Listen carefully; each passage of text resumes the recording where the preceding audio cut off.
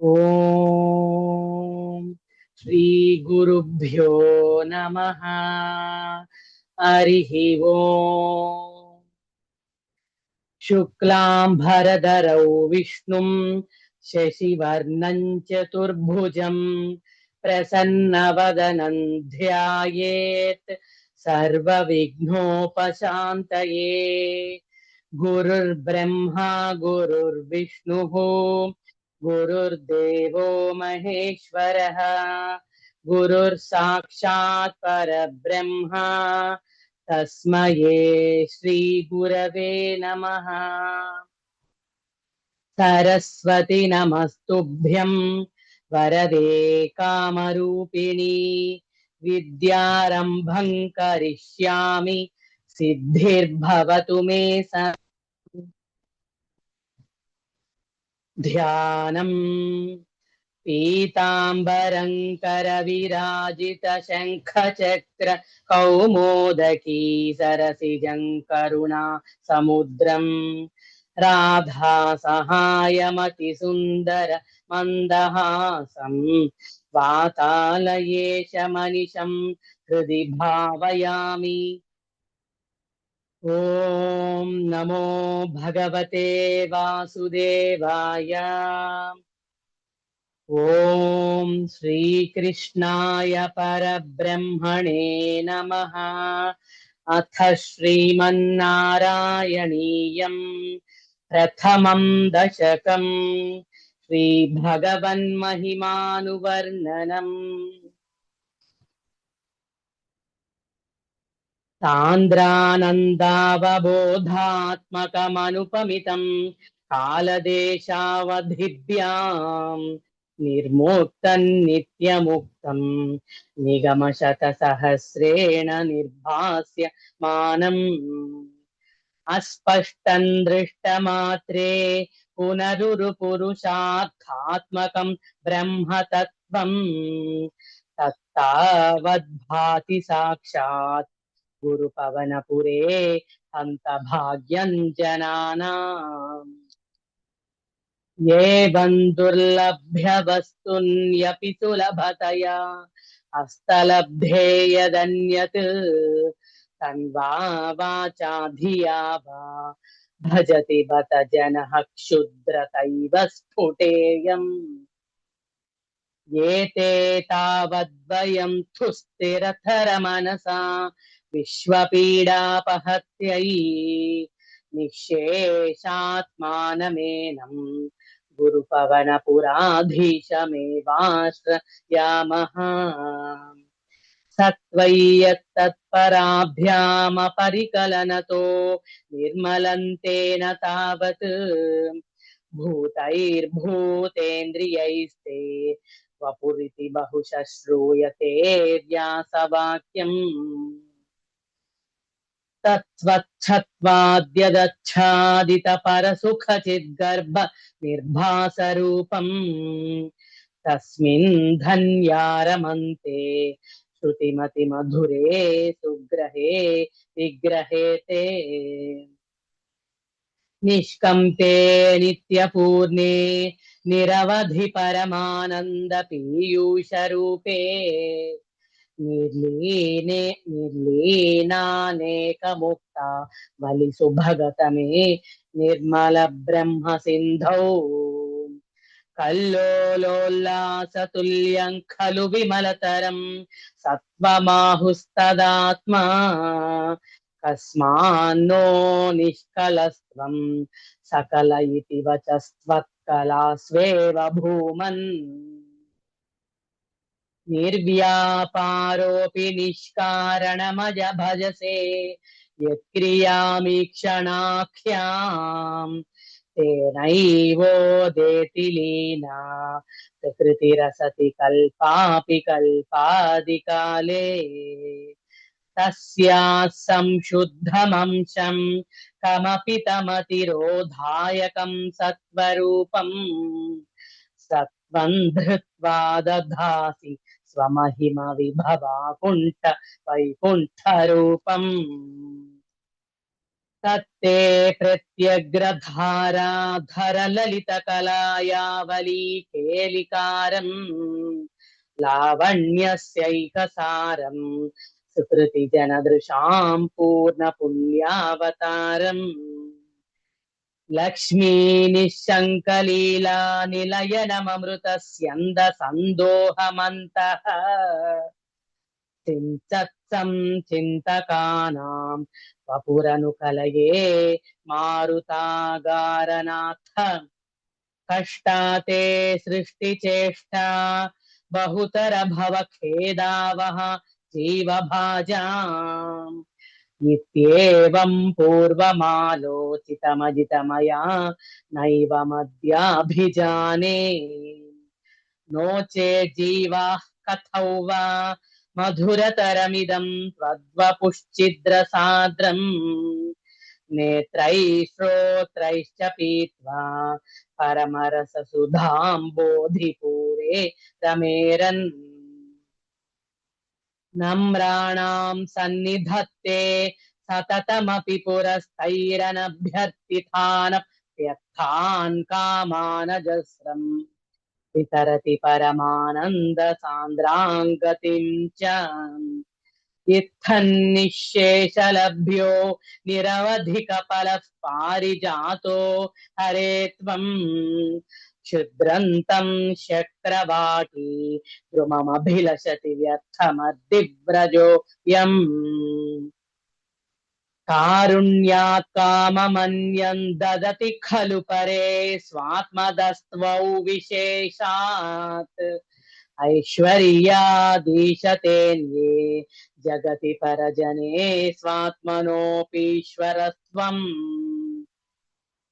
त्वय्युच्चैरारमन्ति प्रतिपदमधुरे चेतनास्फीतभाग्याः वञ्चात्मा रामयेदे त्यतुलगुणगणाधार शौरे नमस्ते ऐश्वर्यं शङ्करादीश्वर विनियमनं विश्वतेजोहराणां तेजःसंहारि विमलमपि यशो निःस्पृहैश्चोपगीतम् अंगा सदा श्रीरखिलविदसि न क्वापि ते संगवार्ता तद्वातागारवासिन् मुरहर भगवच्छब्दमुख्याश्रयोऽसि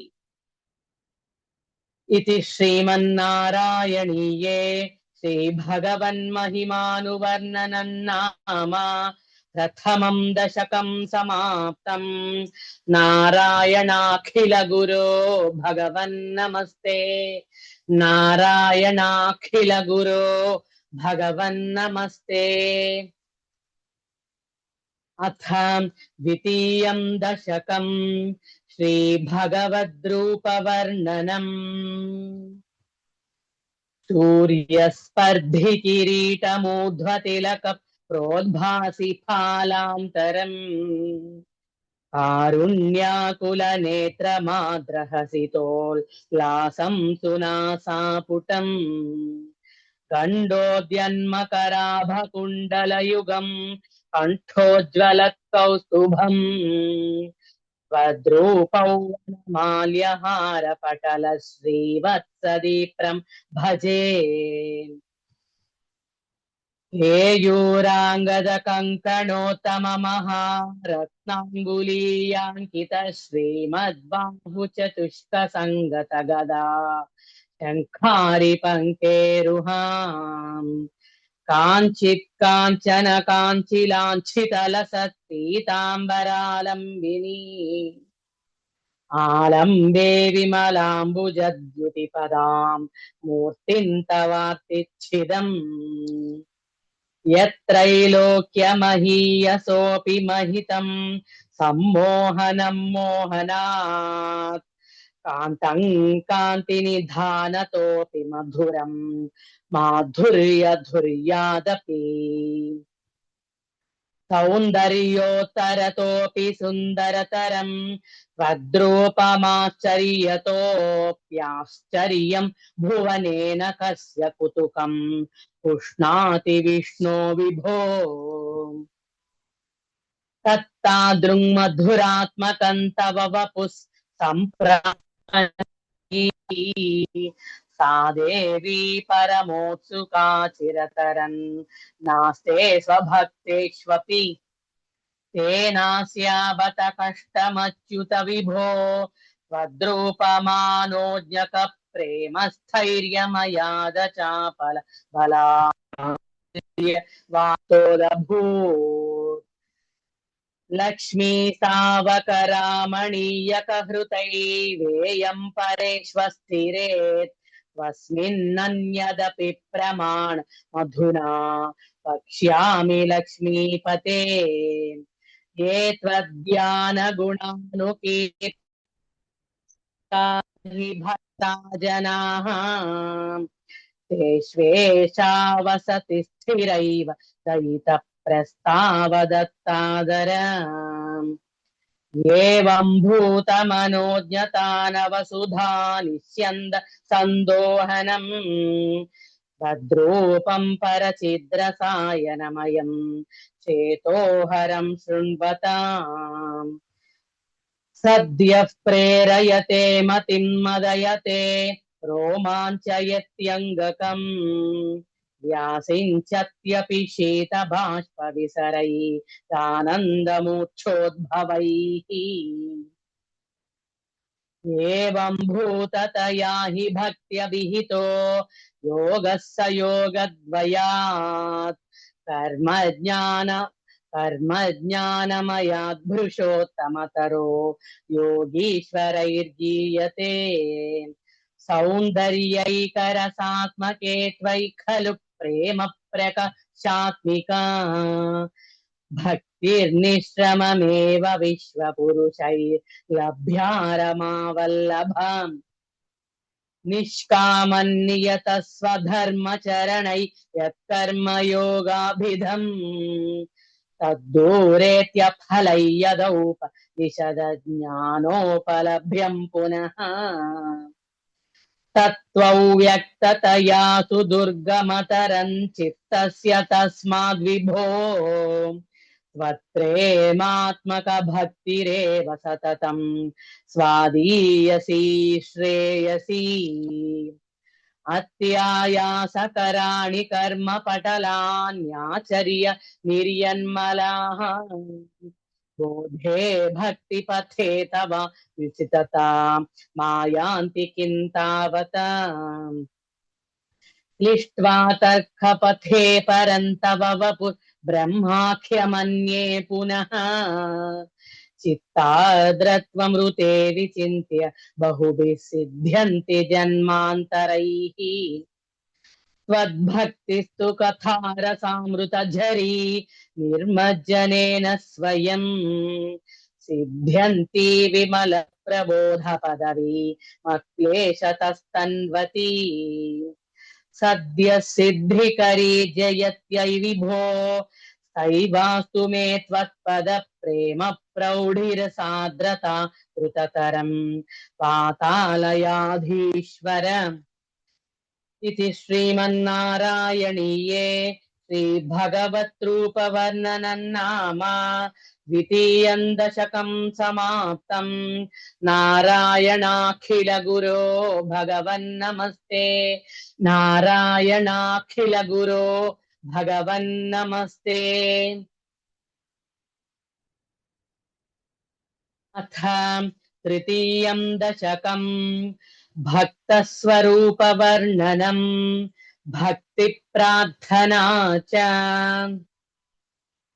पठन्तो नामानि प्रमदभरसिन्धौ निपतिताः स्मरन्तो रूपन्ते वरद कथयन्तो गुणकथाः चरन्तो ये भक्ता त्वयि खलु रमन्ते परममून् अहं धन्यान् मन्ये समधिगत सर्वाभिलषितान् गदक्लिष्टं कष्टं तव चरणसेवारसभरेऽप्यनासक्तं चित्तम् भवति बत विष्णो कुरु दयाम्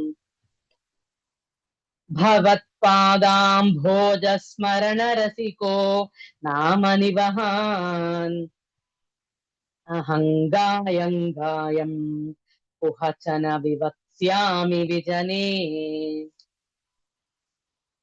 कृपाते जाता चेत् किमिव न हि लभ्यन्तनुभृताम् मदीयक्लेशौघप्रशमनदशा नाम कियती न के लोकेऽस्मिन्न निशमयि शोकाभिरहिताः भवद्भक्ता मुक्ताः सुखगतिमसक्ता विदधते मुनिप्रौढारूढा जगति खलु गूढात्मगतयः भवत्पादाम्भोजस्मरणविरुजो नारदमुखाः चरन्ति शस्त्वैरं सततपरिनिर्भातपरचित् सदानन्दाद्वैतप्रसर परिमग्नाः किमपरम् भवद्भक्तिस्फीता भवतु मम सैव प्रशमयेत् अशेषक्लेशौघन्न खलु हृदि सन्देहकणिका न चेद्व्यासस्योक्तिस्तव च वचनं नैगमवचः भवेन्मिथ्यारथ्या पुरुषवचनप्रायमखिलम् भवद्भक्तिस्तावत् प्रमुखमधुरा त्वद्गुणरसात् किमप्यारूढा चेत् अखिलपरितापप्रशमनी पुनश्चान्ते स्वान्ते विमलपरिबोधोदयमिलन् महानन्दाद्वैतं दिशति किमतः प्रार्थ्यमपरम् विधूय क्लेशान्मे कुरु चरणयुग्मं धृतरसम् भवत्क्षेत्रप्राप्तौ करमपि च ते पूजनविधौ भवन्मूर्त्या लोके नयनमथते पादतुलसी परिघ्राणे घ्राणम् श्रवणमपि ते चारुचरिते प्रभूताधिव्याधिप्रसभचलिते मामकहृदि त्वदीयं त्वद्रूपम् परमसुखचिद्रूपमुदीयात् उदञ्चद्रो माञ्चो गलितबहुहर्षासु निवहः यथा विस्मर्यासं दुरुपशमपीडा परिभवान् मरुद्गेहाधीशत्वयि खलु पराञ्चोऽपि सुखिनः भवत्स्नेही सोऽहं सुबहु परितप्ये च किमिदम् अकीर्तिस्ते मा भूद्वरद गदभारं प्रशमयन् भवद्भक्तोत्तंसं झटिति कुरु मां कंसदमन किमुक्तैर्भूयोभिस्तव हि करुणा यावदुदीयादहं तावद्देव प्रहित विविधार्थ प्रलपितः पुरः क्लुप्ते पादे वरद तव नेष्यामि दिवसान् यथाशक्तिं व्यक्तन्नतिनुति निषेवा विरचयन्